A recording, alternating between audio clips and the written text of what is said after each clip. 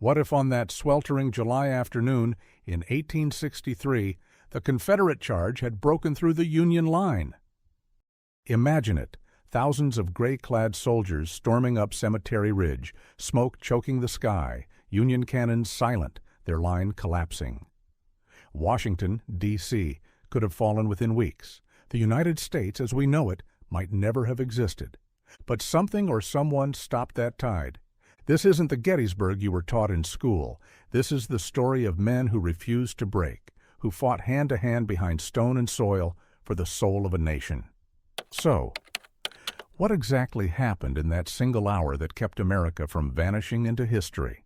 Every generation faces its own battlefield. For us, it's division, distrust, and disinformation.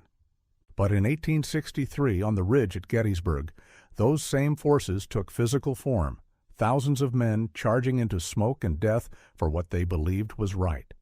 We often treat history as something that ended, but listen closely, and you can still hear its echo in our own struggles today. Because the questions faced by General Gibbon that day, when to stand, when to fight, when to trust, are the same questions that shape our nation right now. So maybe the Battle of Gettysburg never truly ended. Maybe it's still being fought, just in different fields. The real question is, which side of the ridge are we standing on today? In battle, time doesn't just stand still, it shatters. An eternity can unfold within a single brutal hour. On July 3, 1863, the final day of the Battle of Gettysburg. Standing beside a Union general, we witnessed the climax of the Civil War's most legendary confrontation, Pickett's charge. From his view, maps and strategy fade away, replaced by thunderous cannon fire, choking dust, and the crushing weight of command as he faces one of the greatest infantry assaults in American history. This is the story of the outnumbered defenders, a pivotal hour told through a first-hand voice that captures the chaos, courage, and human cost of holding the Union line. It could have lasted ages. In truth, perhaps 1 hour or 3 or 5. For those trapped inside its fury, time loses all meaning.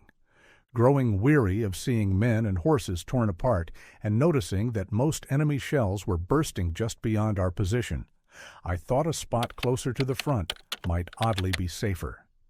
Rising to my feet with my aide, Lieutenant Haskell, beside me, I advanced a short distance when suddenly 3 of Cushing's ammunition chests exploded at once, sending a towering column of smoke into the sky. Above the roar, the enemy's triumphant cheers rang out as they witnessed the result of their barrage. Passing the clump of trees that marked our sector, we reached the fence line where our men were lying flat for cover. I motioned for them to make space, stepped over the stone wall, and moved toward a small patch of bushes ahead to look for enemy movement. But through the thick smoke, I could see nothing, only the endless rolling fire from the Confederate guns and the deafening thunder of hundreds of cannons filling the air with shrieking shells. As I wondered how this inferno would end, Mitchell, aide to General Hancock, rode up with a question from his commander. What did I think this massive bombardment meant? I replied, "It's either the prelude to a retreat or an assault." After observing for some time, noting the enemy had not lowered their aim, I moved left along the front, still outside our main line, watched by soldiers crouched behind the stone wall. When we neared the left flank of my division, the ground curved forward, revealing a small spring in the marshy soil. There, I spotted a soldier crawling through the mud with several canteens hanging around his neck, risking his life just to bring water back to his comrades. "Be careful, soldier, you could be hit," I shouted. He turned his head, still pressed to the ground. Then, as if emboldened by the sight of 2 officers standing upright, he rose to his feet and walked calmly back to his regiment.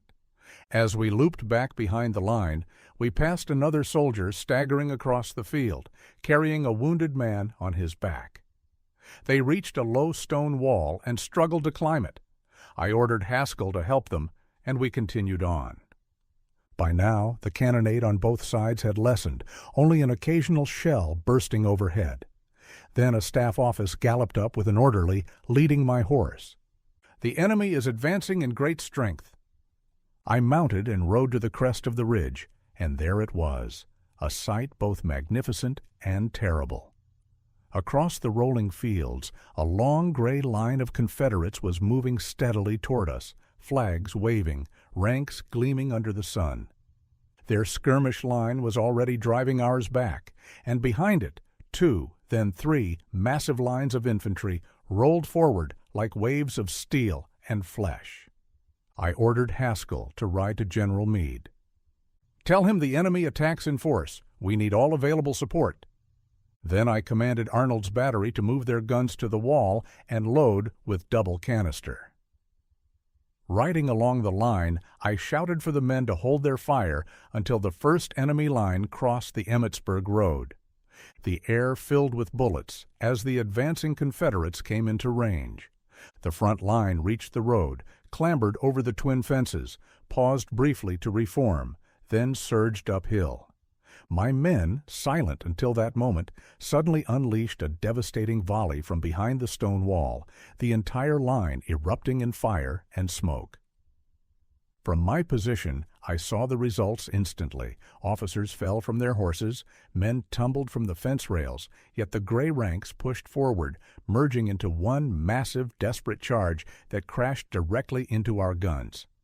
I noticed their right flank continually edging left, trying to close the gaps blasted open by our fire. Their line began to waver near the thicket where I had stood earlier during the bombardment. To our left stood a regiment I hoped to swing forward, to strike the enemy's flank and sweep across our front, but in the roar and confusion, my orders were nearly impossible to convey. Few outside battle can understand the absolute precision required of discipline, how an army must function like a machine under its commander, each part moving as one under immense pressure.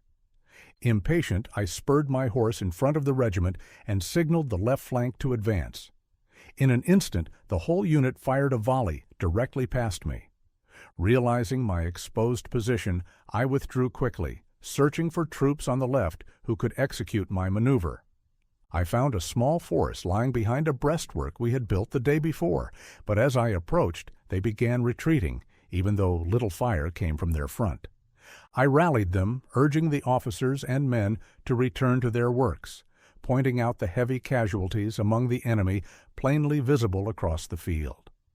Satisfied they would hold, I galloped back to my own division and once more tried to swing its left into position. While issuing orders, I felt a sudden, sharp blow near my left shoulder. Blood began dripping from my hand, and weakness set in. I directed my aide to transfer command to General Harrow, and accompanied by Captain Francis Wessels of the 106th Pennsylvania, I left the field, the sounds of battle still echoing across the ridge. So what do you think? Was it sheer tactical brilliance, or the unbreakable spirit of the men behind that stone wall that turned the tide that day? General Gibbon's narrative forces us to confront history's brutal truth. Victory and defeat often hinge on moments measured in heartbeats, on courage buried beneath chaos. But this is only one perspective. What's yours? Did Confederate leadership make a fatal error, or was the outcome written in chance and circumstance? Could the Union line have fallen? The hour has passed. The cannons are silent. But history is never truly still. On that field of broken stone and shattered courage, men bled for two opposing visions of freedom, and neither side left untouched. The Union survived, yes, but the wounds carved into the nation still bleed through generations. We tell ourselves it ended in 1865, but look closer. The same forces of division, pride, and belief still march among us, waving quieter flags. Maybe Gettysburg wasn't a victory or a defeat at all. Maybe it was just a warning. And if so, the question we must answer now is this: are we still defending the same ridge, or have we become the ones charging it?